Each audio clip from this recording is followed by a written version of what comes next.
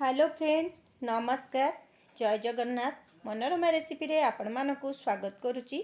आज मु आपण मानक सहित माछर मसला भजा रेसिपी शेयर करी बा माछर तावा भजा आपण कहि पारंती। पूरा पुराणा बास्ना स्वाद रे आज रेसिपीटी आमे प्रस्तुत करिबा। मुझे 4 खंड माछ नहींचु। माछ को प्रथमे आपण 3-4 थर भल भाबे धोई नेबे। माछ को आपण जेते थर भल भाबे धोइबे आपण माछर आइंसणिया गंधटी दूर हबो। तापरे लुण आ हलदी दे माछटी को आमे एठी भल भाबे मिसै नबा बा गोळे नबा। लुण हलदी दे माछटी को आमे एठी गोळै नै माछटी को भल भाबे गोळै नेला परे तापे आमे गोटे मसला प्रस्तुत करिबा। आपण गोटे थर ए प्रोसेस रे माछ भाजंतु देखिबे आर स्वाद आपण जमा भी भूली परिबेनी। सेई पुरुणा रेसिपी आ सेई पुरुणा बास्ना रे आपण आकु पाइबे। मसला पे मुठी नेछि गोटे चामच सोरिष, आधा चामच जीरा, 3टी पाचिला लंका, 10-12 कोला रसुण। एबे आमे सेतिरे लुण और हळदी टिके देई भल भाबे चिकन करी बाटी नबा। एठी मो कड़ाई रे सोरिष तेल देइछि। तेलटी को भल भाबे गरम होबा पई छाडिबा। तेलटी भल भाबे गरम होला परे आमे माछ दबा। माछ को देला क्षणी एमते टिके घोड़े नेबे तो ताहाले आपणक माछर जो तेलर छिटकाटी जमा भी आपणक ऊपर को किंबा आपणक गैस मध्य असना हबनी। सेतिबे आपण एमती माछ को भाजिला बेले टिके घोड़े घोड़े भाजिबे। एबे देखंतु माछ को टिके मु हल्का भाबे ऊपर और तळ करी भाजी नबा बा एपट सेपट करी टिके हल्का भाजिबे। जमा भी बेसी समय आकु भाजिबेनी। दुई पट साइड टिके लाल हो गले माछटी को आपण एठी काढी नेबे। माछण कोडी को एठी देखंतु मु 4 पीस जाक माछ को एठी काढी नेली। एबे सेई बळका तेल रे आमे दे दबा जीरा टिके। एतिकी तेल रे ही हमर एई मसला दिया माछ भजा प्रस्तुत हो जिवो। जीरा फुटी गला परे काटी रखिथिबा गोटे पियाज को दे देली। पियाज को मध्य आमे एठी हल्का भाबे भाजिबा, जमा भी लाल लाल करी भाजिबेनी। पियाज को हल्का भाजी नेला परे आमे एबे सेते ऐड करबा मसला। मसला रे मु अल्प टिके पानी दे ताको गोळै नेछि। एबे सेई मसला को आमे पियाज रे दे दबा। गैस रो फ्लेम को आपण मीडियम रे रखिबे। एबे देखो ताको टिके मिसै नबा। आ एथिरे आवश्यक अनुसार अल्प टिके हळदी गुंड देबे। मु आगुरु हळदी दे मसला बाटितली सेथिपे टिके हळदी देली आ अल्प टिके लुण मध्य ऐड कली। देकी मसला को टिके आमे एठी भाजी नबा।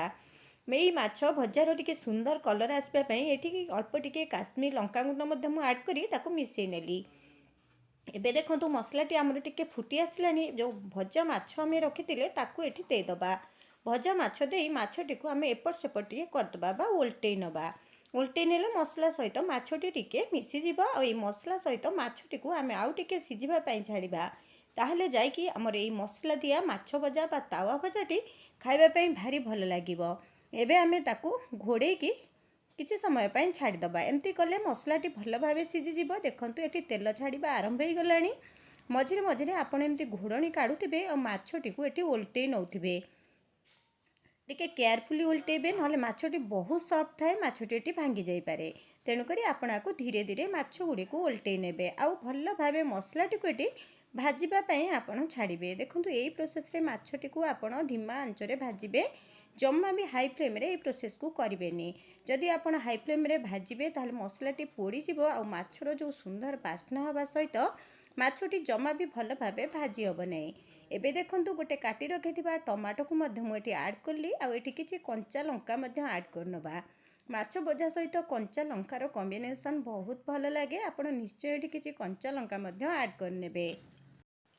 टमाटो देला परे आमे से माछ को आउ टिके समय उल्टै नबा। उल्टै कि टमाटो को एठी टिके हल्का भाबे सॉफ्ट होबा पई दबा। माछ मते आ भितरे हमर भल भाबे भाजी जिवो। लंकाटी मते टिके सॉफ्ट हो जिवो। खाइबा पई बहुत भल लागिवो। उल्टै नेला परे मु एथिरे आ अल्प टिके सोरिष तेल ऐड करिवि। लास्ट रे आ टिके तेल ऐड करिवे। देखिबे भजाटी बहुत भल लागिवो। जदि आपण तेल दबा पई चाहू नथिबे ताहले आपण एठी तेलटी को स्किप मध्य करि पारंती। आ रेसिपीटी पखाळ भात, गरम भात सबुथिरे खाइबा पई बहुत भल लागिवो। आपण गोटे थर तो निश्चय ट्राए करंतु। एई माछ भजा मो जेजेमा पाखरु मु शिखिथिली आ मो जेजेमा आकु बहुत भल भाबे प्रस्तुत करे। आशा करछि एई रेसिपीटी आपण मानको भल लागिथिबो। जदि भल लागिवो गोटे सुंदर कमेंट दबा पई जमार भी भूलिबेनी। माछ भजाटी आमर एठी प्रस्तुत हो गलानी। मु आरपट को उल्टे की देखै नउछि। देखंतु माछ भजाटी केते सुंदर भाबे भाजी जाइछि आ भाजा गुडी को बहुत सॉफ्ट मध्ये हेछि। आपण गोटे थर ए प्रोसेस रे भाजंतु तापरे आपण माने जानि परिबे।